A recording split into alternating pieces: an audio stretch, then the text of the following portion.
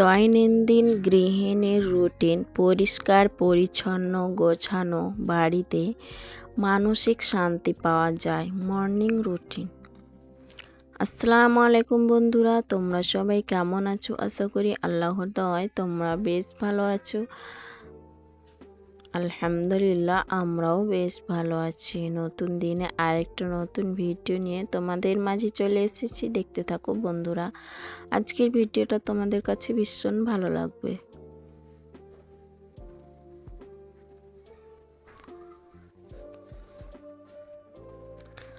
তো যাই হোক, খুব সকালে উঠেছি কিন্তু দেরি করে কাজে লেগেছি।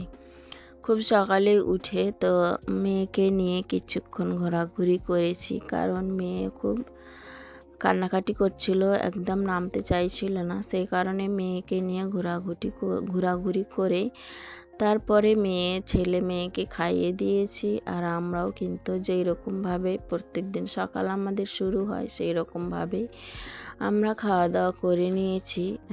তারপরে আমি আমার সংসারের কাজে লেগেছি। তো হাজব্যান্ডও উঠে গিয়েছিল, ছেলে মেয়ে তো উঠেই ছিল খুব সকালে। তো আমার পরে কিন্তু ছেলে মেয়ে ঘুম থেকে উঠে যায়, আর হাজব্যান্ড শুয়ে থাকে। তো আজকে হাজব্যান্ডও কিন্তু তাড়াতাড়ি ঘুম থেকে উঠেছিল। তো ওই কারণে আজকে বেডরুমটা আগে কিন্তু গুছাতে পেরেছি। তো যাই হোক, বেডরুম গুছাতে চলে এসেছি। আর সেই সাথে কালকে কয়েকটা নতুন জামা কাপড় এনেছিল, ওইগুলো এখন ভাঁজ করে আলমারিতে গুছিয়ে রাখছি। পুরোনোগুলো বাইরে রাখলাম, ডেলি ইউজের জিনিসগুলো। আর যে কয়টা নতুন ছিল সেগুলো কিন্তু আলমারিতে গুছিয়ে রাখলাম। হাজব্যান্ডের জন্য নিয়ে এসেছিলো, আমার জন্য, ছেলের জন্য, মানে এমনকি পুরা পরিবারের জন্য হালকা পাতলা কেনাকাটা করা হয়েছে। তো ওইগুলোই কিন্তু এখন দেখেছিলাম, তো আর গুছাইনি। তো সকালবেলায় উঠে কিন্তু গুছিয়ে নিলাম। তো ভিডিওর শুরুতেই বলবো, যে যেখান থেকে এই মুহূর্তে আমার ভিডিওটা দেখছো, আশা করব একটা ছোট্ট লাইক দিয়ে আমার ফুল ভিডিওটা কন্টিনিউ করবে, কারণ তোমাদের একটা ছোট্ট লাইক আমার ভিডিওটা অনেক দিদি বোনেদের মাঝে পৌঁছে যেতে সাহায্য করবে।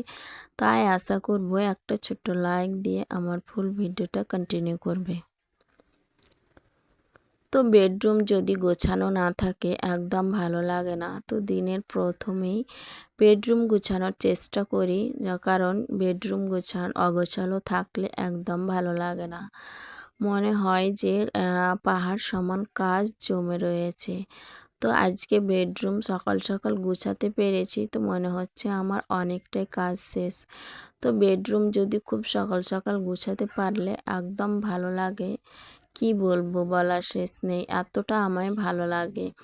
তো বিছানা যদি টান করে গুছিয়ে পরিপাটি করে না রাখি তাহলে কেমনটা লাগে, একেবারে খারাপ অবস্থা, ভালো লাগে না, মনে হয় নিজেকে অসুস্থ লাগে।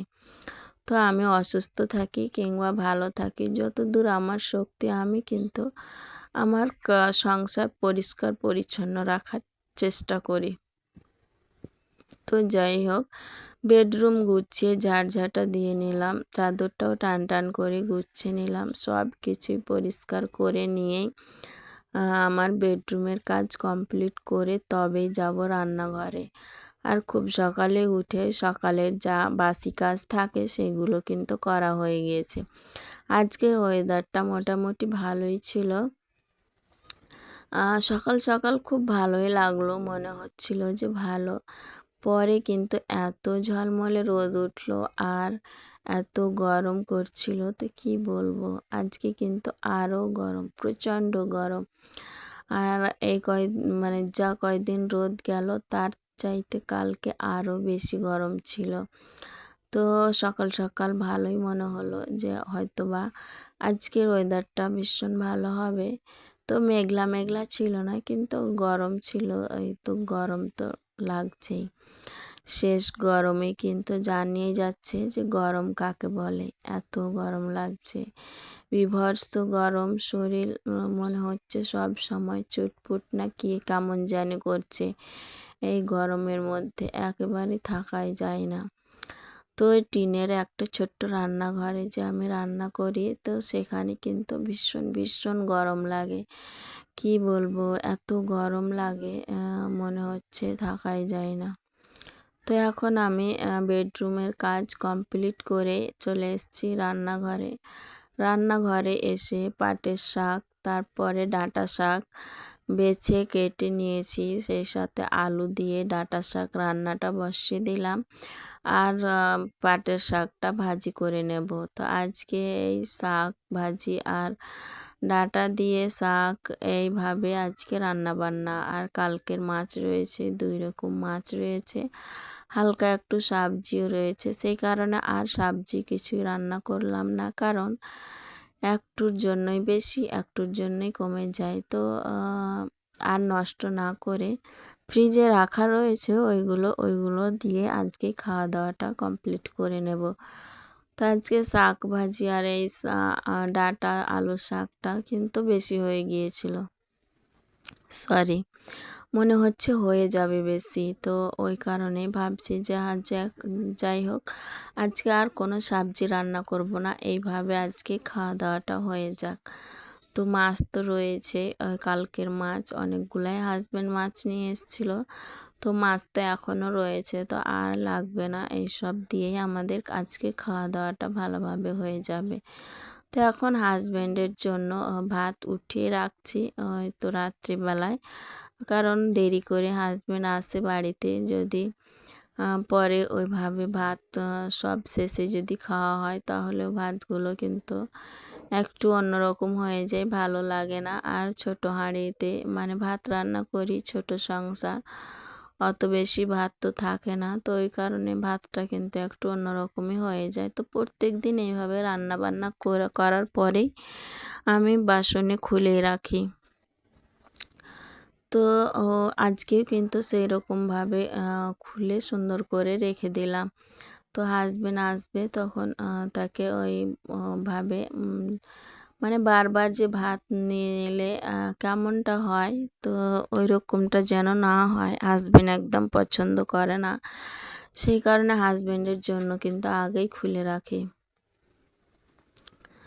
তো যাই হোক, আজকে এই সব কিছুই রান্নাবান্না হলো।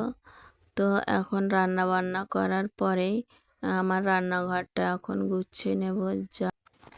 রান্নাঘরের এখন যা টুকিটাকি কাজ রয়েছে সেগুলো গুছিয়ে নিয়েই তবে আমি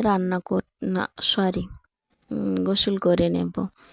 তো যে সমস্ত দিদি বোনেরা আমার চ্যানেলের মধ্যে নতুন এসেছো, আমার ভিডিও প্রথমবার দেখছো, আমার ভিডিও দেখতে যদি তোমাদের একটু হলেও ভালো লেগে যায়, তাহলে আমার চ্যানেলটাকে সাবস্ক্রাইব করে বেল আইকনটা প্রেস করে দিতে পারো। এতে করে যেটা হবে, আমার ভিডিও ছাড়া মাত্রই তোমাদের কাছে নোটিফিকেশন পৌঁছে যাবে, তখন তোমরা সময় সুযোগ করে দেখে নিতে পারবে।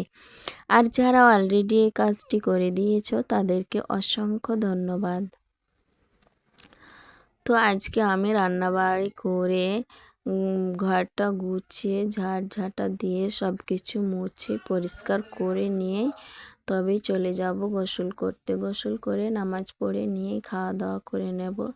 তারপরে কিছুক্ষণ কিন্তু রেস্ট পাবো, কারণ আর ওই রকম কিন্তু কাজ নেই। সবাইকে খাইয়ে দাইয়ে ছেলে মেয়ে হাজব্যান্ড আমিও সবাই খাওয়া দাওয়াটা করে নেব। এখন হাজব্যান্ড এক্ষুনি এই মুহূর্তেই চলে আসবে, গোসল করে নেবে, খাওয়া দাওয়াটা একসাথে হয়ে যাবে। তারপরে কিন্তু আর কোনো কাজ নেই, একটু তখন শুয়ে বসে থাকতে পারবো। তো এখন অনেকটাই কাজ করে কিন্তু সময় পাওয়া যায় না, কারণ এখন একেবারে ছোট দিন হয়ে গিয়েছে, আর সময় কিন্তু থাকে না। তো বিকেল টাইমে অতটা সময় পাই না, একটু জাস্ট সময় পাই। তারপরেই কিন্তু পড়ানো থাকে, পড়ানোর সাথে সাথে আবার সন্ধ্যা লেগে যায়, মাগরিবের আজান পড়ে, নামাজ পড়ে আবার চার দেওয়ালের মধ্যেই বন্দি। আমরা মেয়েরা কিন্তু বাইরে সেই রকম যেতেই পাই না। তো যাই হোক, আজকে এখান থেকে বিদায় নিয়ে নিলাম।